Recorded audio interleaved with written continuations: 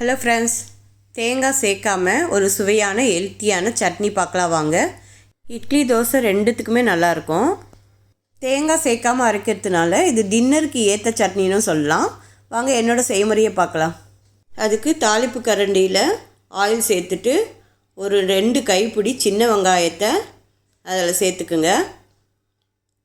10 பல்லு பூண்டை இதோடு சேர்த்துக்குங்க. காஞ்ச மிளகாவை அவங்கவுங்க காரத்துக்கு தகுந்த மாதிரி சேர்த்துக்குங்க. கொஞ்சம் கருவேப்பிலை இலையை நல்லா க்ளீன் பண்ணிவிட்டு அதோடு சேர்த்துக்குங்க. புதினா இலையையும் க்ளீன் பண்ணிட்டு ஒரு கைப்பிடி சேர்த்துக்குங்க. இது எல்லாத்தையுமே நல்லா வதக்கி விடுங்க. இது எல்லாம் நல்லா வதங்கினதும் ஆற வச்சு மிக்ஸி ஜாரில் சேர்த்துட்டு இது கூட ஒரு கைப்பிடி உடச்ச கடலை சேர்த்துக்குங்க.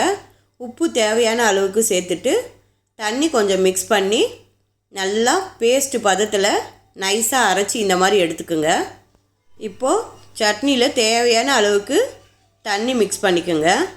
வேறு பாத்திரத்தில் மாற்றிக்குங்க. தண்ணி தேவைப்பட்டால் திரும்பியுமே தண்ணி சேர்த்துக்குங்க. இப்போது தாளிப்பு கரண்டியில் ஆயில் சேர்த்துட்டு கடுகு, உளுந்து, சீரகம் இது 3த்தையும் தாளித்து சட்னியில் ஊற்றிடுங்க. அவ்வளவுதான். இட்லி தோசைக்கு அவ்வளோ டேஸ்ட்டாக இருக்கும் இந்த சட்னி. ஹெல்த்தியானதும் கூட, டின்னருக்கு ஏற்ற சட்னியும் கூட. ட்ரை பண்ணுங்கள் ஃப்ரெண்ட்ஸ்.